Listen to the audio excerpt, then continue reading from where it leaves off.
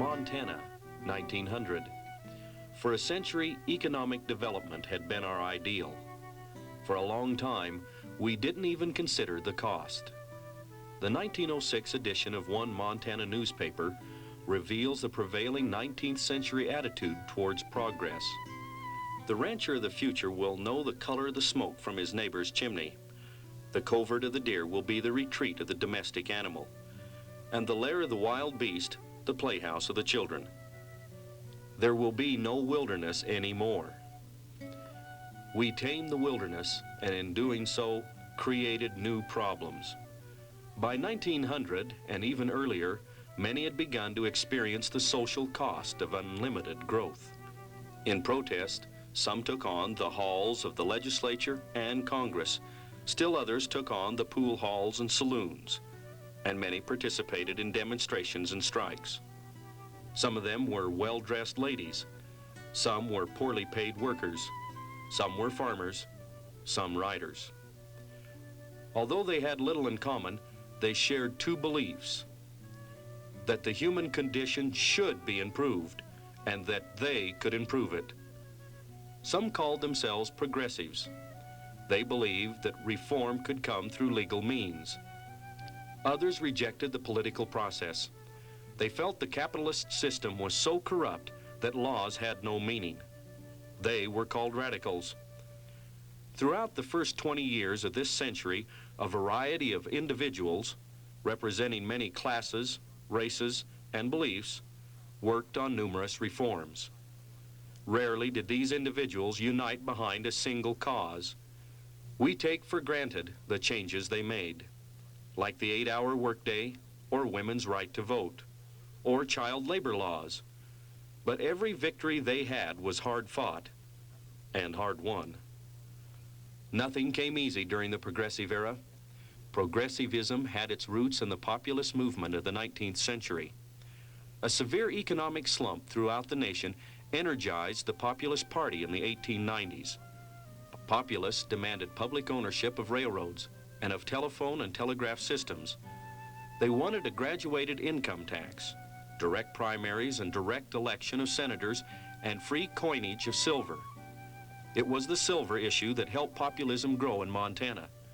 With our silver industry crippled by the Panic of 1893, many turned to populism. In 1896, for example, populist Democratic presidential candidate William Jennings Bryan carried Montana by a 4-to-1 margin. The populist platform also endorsed women's rights. In Montana, that took an unusual turn. The Populist Party here nominated Ella Knowles for Attorney General, even though she herself couldn't legally vote. For some populists, probably her nomination was an outward and visible sign of the party's commitment to the issue of women's rights. However, some of the populist politicians were at best lukewarm in their support of women's rights. Certainly that's true of the man with whom she shared the stump many of the times, Will Kennedy, the populist candidate for governor. Kennedy was at best lukewarm as a supporter of women's rights. Now, in Ella's own case, of course, her nomination was, in her mind, a very important step in the direction of women's rights. Although the Populist Party in Montana faded away by the turn of the century, populist issues continued to influence the progressive movement in our state. Foremost among these issues was political reform. The kinds of reforms needed fall into three main categories. One, the kinds of reforms to eliminate corruption per se, outright corruption. For example, on the referendum to place the state capital in either Helena or Anaconda, Ellis Waldron notes that 105% of the eligible voting population turned out. You know, a far cry from the voter apathy we see today.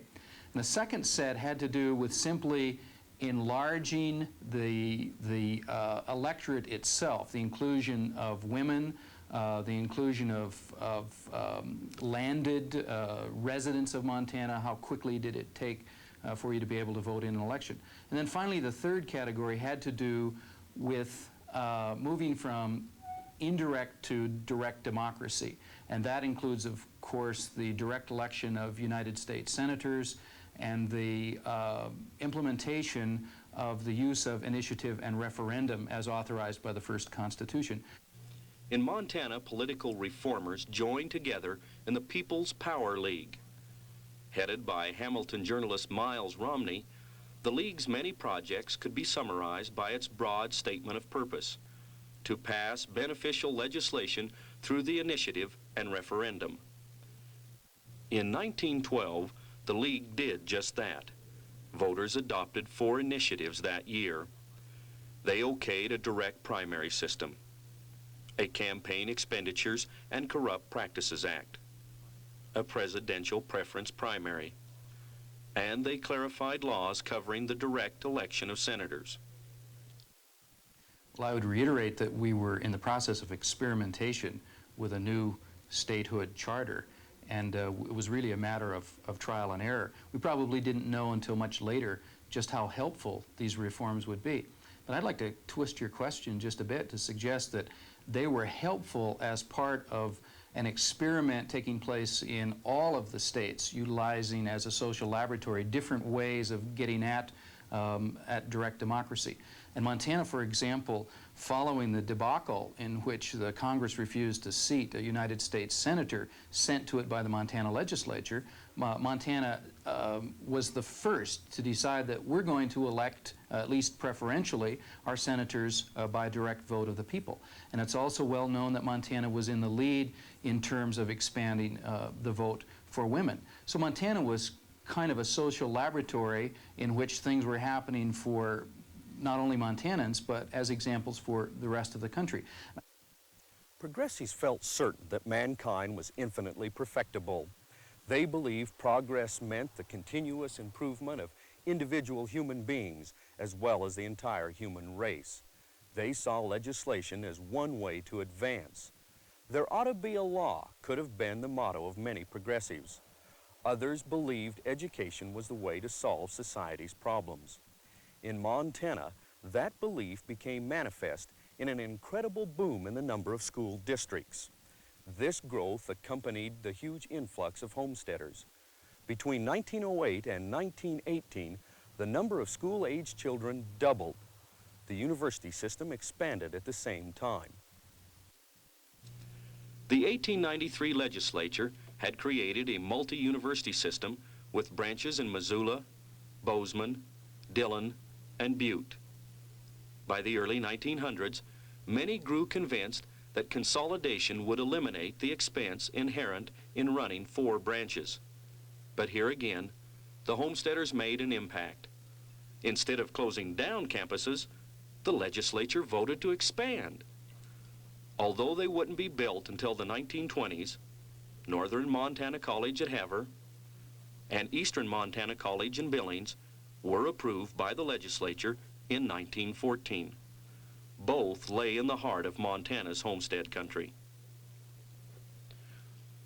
Belief in education reflected a statewide concern for the general welfare of children and youth. The problem of child labor, for example, was far less severe in Montana than it was nationally. The State Commissioner of Agriculture, Labor, and Industry, Judson A. Ferguson, strongly opposed child labor and wrote that it should not be allowed to attach itself in even the slightest degree to Montana. It was also during this time that the juvenile justice system developed. The 1907 legislature passed a juvenile courts bill without dissent. A concern for youth also influenced the anti-vice movements of the progressive era. Gambling, drinking, and smoking were evils that corrupted young people. Many reformers wanted to protect youngsters by regulating and even suppressing all forms of worldliness. At first, the reformers merely tried to reduce the hours a bar could be open. This would then limit the kinds of vice that tended to flourish in saloons. Additionally, the reformers got laws passed to keep minors from entering bars. Pool halls became another target because young people seemed to congregate around them.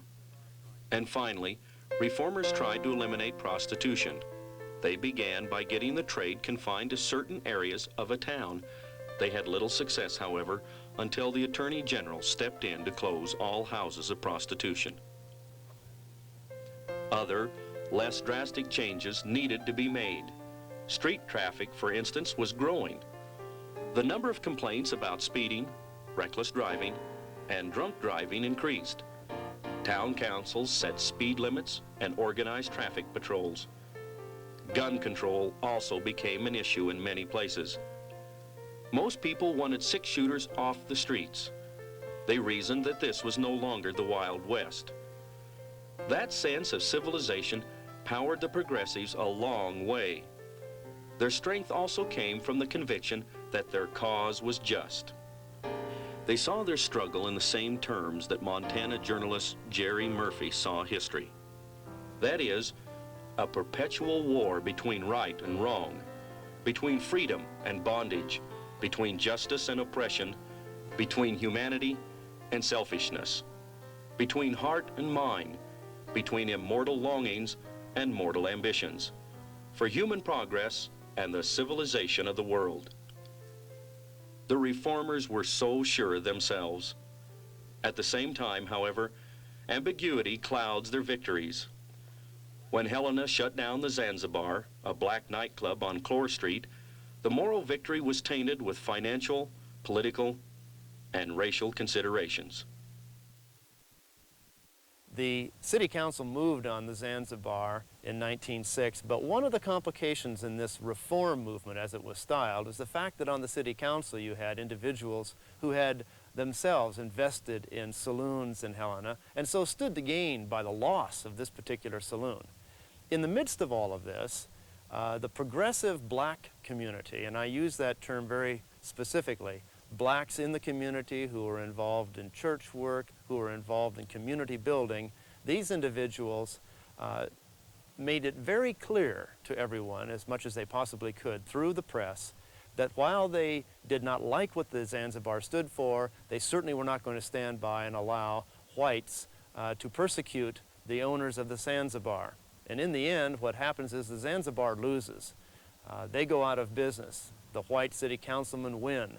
But in the Republican Party, at that same time, those blacks that were progressives and who stood for decency and so forth in the community were able to make very, very significant gains in the Republican Party in Helena and to establish themselves fairly well in certain wards of the city. So on the one hand, you have a conflict that seems to defeat blacks. On the other hand, it's a clear indication that blacks in Helena at that point, the progressive blacks, certainly were playing a very positive role in the development of politics in the city. Although some blacks found their way to Montana as cowboys, most came as soldiers. After the Civil War, the Army was one of the few places freed men could find employment. Although black men had gained the right to vote, their condition was not significantly better than that of white women who could not vote. In fact, it was often worse. Middle-class women in particular were better educated and were freer to participate in the life of the community. Many joined social service organizations. The member groups of the Montana Federation of Women's Clubs devoted themselves to civic improvement. Newspapers credited the Federation with passage of the Juvenile Courts Bill. But women felt they could never be truly effective until they could vote. The struggle for women's suffrage began back in territorial days, even though things had been somewhat liberal on the frontier. A few cities, like Billings, gave women the right to vote in city elections. As property owners, women could vote on tax levies, and women could participate in school district elections. It wasn't enough. As early as 1884, some people realized that. At our second Constitutional Convention, a minority of delegates tried to give women the vote. They failed, so others, more militant, or perhaps just more persistent, came later. The next appearance of suffrage occurred with the advent of temperance and the temperance movement into Montana. And this, of course, arrived in the person of Frances Willard in 1883. And she, of course, preached the cause of abstention from alcoholic beverages.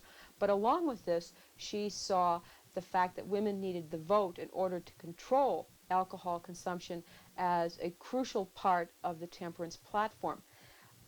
Because there were so many saloons and other hops emporiums in Montana, for many women, the temperance movement had an enormous appeal.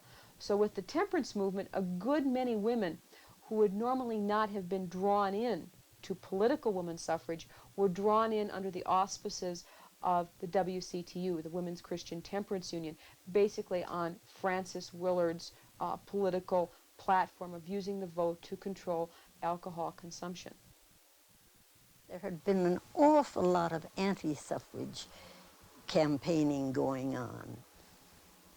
Mostly the liquor interests were afraid that we would put them out of business, and the company in Butte was afraid of what we might do, and they were opposed to us. And of course, they had the controlling interest in most of the daily papers throughout the state, and they weren't going to let a lot of reporting go on, a lot of urging for suffrage. But we were fearless. Well, Montana presents a very interesting instance of political history. And that is, Montana passed women's suffrage 4 years in advance of the ratification of the 19th Amendment. And of course, the questions to ask here are why? Why did this happen in Montana and not, let's say, in Ohio or New York or Massachusetts, those places where the women's suffrage movement had originated? And I'm not sure how one could answer these questions. I mean, there's certain places to go, and there have been certain historians, of course, who have attempted to answer this question. It probably is one of the great puzzles of Montana history. But it seems, in terms of Montana's place in the West, Montana fits in with a lot of other Western states that passed suffrage very early on. And of course, this leads to the great question of what was different about women and about men in Montana that made the passage of women's suffrage a comparatively easy political campaign. The new prohibition and suffrage movements had attracted middle and upper middle class women. Working class women and men had their own battles to fight. Their protests focused on Butte and Anaconda, the state's centers of organized labor. The conditions in the mines and in the ethnic ghettos appalled newcomers and old-timers alike. A Finnish miner described his first day in a Butte mine. "I felt severe pains, and something like seasickness came over me, and my stomach emptied completely. I was so weak during the afternoon, I was unable to do much more than push a cart of timbers." Miners who weren't injured or permanently disabled ended up with silicosis, or miner's consumption. It is estimated that 1/4 of the miners in Butte had it. State health inspectors deplored sanitary conditions in the city. One report on Butte's notorious Cabbage Patch neighborhood said it was too filthy to describe. In conditions like those, tuberculosis flourished. About 1 person in 10 had TB at the time. The intolerable situation created a militant proletariat in Butte. As early as 1895, they helped organize the Montana Federation of Labor. The Federation's manifesto included the demand that women receive equal pay for equal work. Many in the Federation supported the Populist Party in the 1890s. With its failure, some Montana Unionists turned to socialism. In 1900, the Socialist Party held its first state convention. By 1903, a socialist slate swept the election in the city of Anaconda and took other seats in Butte and Red Lodge. And in 1911, the people of Butte elected a socialist city government. It was the largest city outside of Milwaukee and Schenectady to go socialist. Under the leadership of Mayor Lewis Duncan, the new city council tried to force the Anaconda Company to pay its fair share of taxes. The company resisted the move and counterattacked on several fronts. It infiltrated the miners' union and elected a company man union president. It blacklisted Finnish workers, since many were socialists. And it instituted the rustling card, an ID card used to weed out radicals. Although the socialist government tried to maintain peace in the city, strife erupted between opposing factions within the miners' union. In the summer of 1914, unknown persons dynamited the Union Hall. No one knows if angry unionists blew up their own meeting hall or if company thugs set off the explosions. As a result, the sheriff and the mayor were impeached for failing to protect property. And the next year, with employment up because of World War I, the socialists lost control of Butte. For some, even the Socialist Party was not radical enough.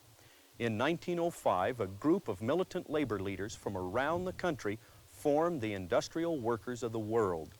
Known as the Wobblies, the IWW rejected political action and labor arbitration. They appealed primarily to industrial workers, those who were immigrants and couldn't vote, those who were itinerant and wouldn't vote, and those who were unskilled and unorganized. Although some from the miners' union in Butte helped create the IWW, its real strength came from the north, from the forests near Missoula and Kalispell. That's where lumberjacks had worked for years in the bleakest circumstances imaginable. 40 men to a bunkhouse, 2 men in each wooden bunk. Up at dawn. After a breakfast of pancakes or mush, a 10-hour day in sub-zero temperatures. Covered with mud, soaked with water. Lumberjack was an epithet, like river pig and blanket stiff. One writer says that instead of the vigorous, healthy logger of folklore, the typical lumberjack suffered from chronic bronchitis and other illnesses. These were the men who moved from place to place that the Wobblies tried to organize. Encouraged by the promise of collective action, workers in Eureka walked off the job on April 14th, 1917, just 10 days after America entered the First World War. Governor Sam Stewart sent the Montana National Guard to Eureka, and the strike ended with the arrival of troops. At the same time, however, the strike set off a wave of labor unrest in the lumber industry and a wave of violence against the unions in that bitter summer of 1917. The IWW began to organize a general strike throughout the Northwest. They scheduled it for July 1st. But anxious Montana lumberjacks started walking off early. Workers in the Libby-Troy area and in Whitefish went on strike. The IWW opened a regional organizing hall in Missoula. By June 28th, the 2 biggest mills had shut down, the Anaconda Copper Company mill and the Clark mill in Missoula. In the midst of the summer strikes up north, vigilantes in Butte lynched IWW organizer Frank Little. Some editorialists believed he deserved it. It was wartime, remember, and Little had called the National Guard uniformed thugs. That August, the general strike in the lumber industry ended in a flurry of violence. Troops raided the Wobbly Hall in Whitefish and held the leaders in jail illegally for weeks. In Columbia Falls, the National Guard forced arrested strikers to work on city streets. Finally, the federal government staged a series of police raids on Wobbly headquarters around the country. Federal troops occupied the city of Butte, and the IWW was crushed. World War I had created a sense of national emergency. It provided the justification for a number of repressive and illegal excesses. The IWW infuriated the super patriots by going on strike and by opposing the war. It had advised young men not to register for the draft. Many immigrants, Irish Republicans and Germans in particular, didn't want to fight anyway.